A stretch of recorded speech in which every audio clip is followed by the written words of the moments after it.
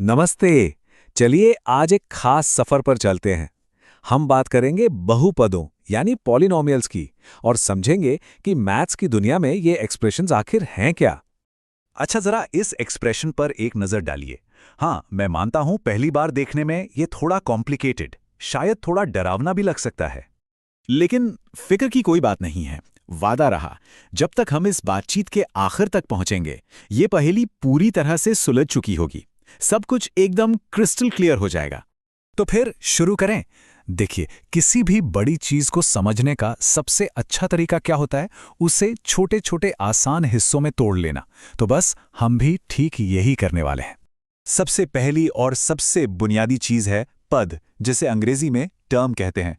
यह वो हिस्से हैं जो प्लस या माइनस के साइन से अलग होते हैं। जैसे अगर हम x square plus 5x plus 2 को देखें, तो इसमें हाँ, एक्स स्क्वायर, 5x और 2 ये तीन अलग अलग पद हैं। अब हर टर्म को देखिए जिसमें एक वेरिएबल है, मतलब एक्स वाई जी जैसा कुछ। उसके साथ एक नंबर चिपका होता है ना? बस उसी नंबर को गुणांक या कोएफिशिएंट कहते हैं।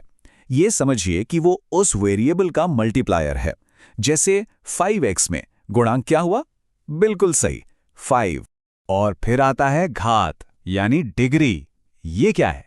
ये है उस पॉलिनोमियल में वेरिएबल की सबसे बड़ी पावर। यही हमें बताती है कि पॉलिनोमियल कितना कॉम्प्लेक्स है। जितनी बड़ी डिग्री, उतना ही बड़ा चैलेंज। मजे की बात यह है कि हम इन पॉलिनोमियल्स को उनके टर्म्स की गिनती के हिसाब से बड़े आसान नाम दे सकते हैं। जैसे अगर सिर्फ एक टर्म है तो वो हुआ एक पदी या मोनोमियल। दो टर्म्स हैं तो द्विपद या बाइनोमियल।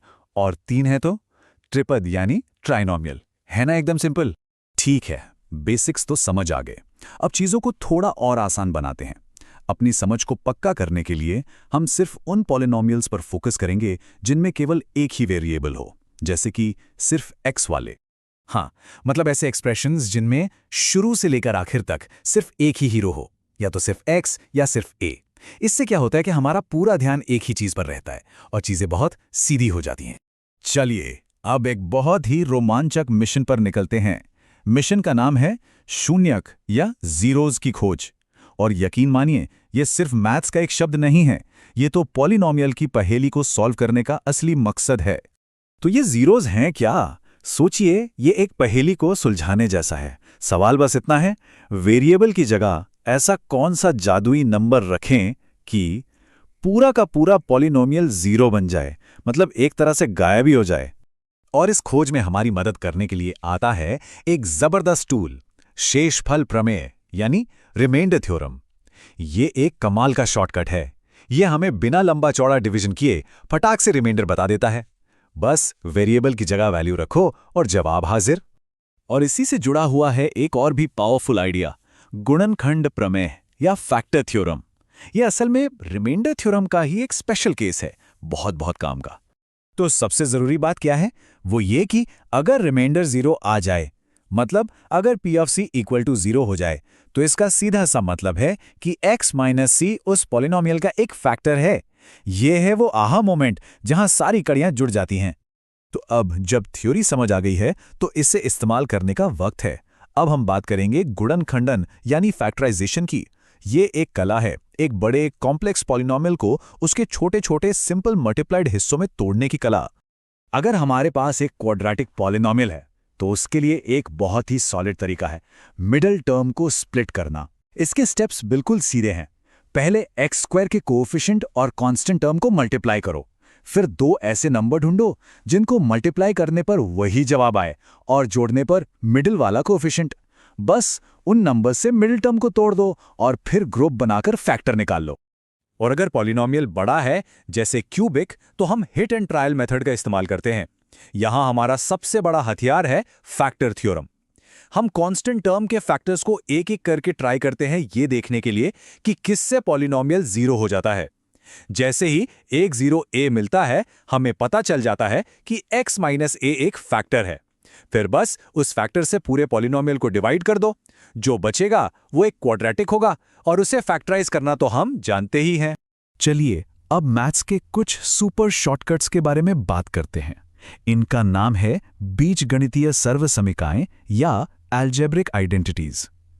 ये कुछ रेडीमेड फॉर्मूले या पैटर्न है जो हमारा बहुत सारा टाइम और मेहनत बचाते हैं। यहाँ स्क्रीन पर कुछ बहुत कॉमन और ज़रूरी आइडेंटिटीज़ हैं। इन्हें तो हम सब ने स्कूल में ज़रूर देखा होगा। a+b², a-b², a² - b²। ये सब एक्सप्रेशंस को झट से फैक्टराइज करने या खोलने में बहुत मदद करते हैं। अच्छा, एक प्रैक्टिकल सवाल सोचते हैं। मान लीजिए बिना कैलकुलेटर के 99 का स्क्वायर निकालना है, कैसे करेंगे? ये आइडेंटिटीज सिर्फ अलजेब्रा के लिए नहीं हैं, इनका असली दुनिया में भी बड़ा काम है। यहीं पर इन आइडेंटिटीज का जादू काम आता है। 99 को हम 100 - 1 की तरह सोच सकते हैं, है ना? अब इस पर a-b² वाली आइडेंटिटी लगा दीजिए। ये हो जाएगा 100² - 2 × 100 × 1 + 1², मतलब 10,000 - 200 + 1। जवाब आया 9,801। देखा, एक मुश्किल कैलकुलेशन कितनी आसानी से हो गई। तो हमने आज काफी कुछ सीखा। चलिए फटाफट से सब कुछ समेट लेते हैं। ये समझिए कि अब एक पॉलिनोमियल टूलकिट तैयार है। तो इस टूलकिट में क्या क्या है? सबसे पहले इसकी बनावट, पद, गुणांक और घात। फिर इसका मकसद, शून्यक यानी वो वैल्यूज जो इसे जीरो बना दें। फिर वो जादुई चाबी, गुणनखंड प्रमेय, जो बताता है कि अगर p of c = 0 तो x - c एक फैक्टर है। और फिर वो कला, गुणनखंडन, यानी इसे छोटे हिस्सों में तोड़ना।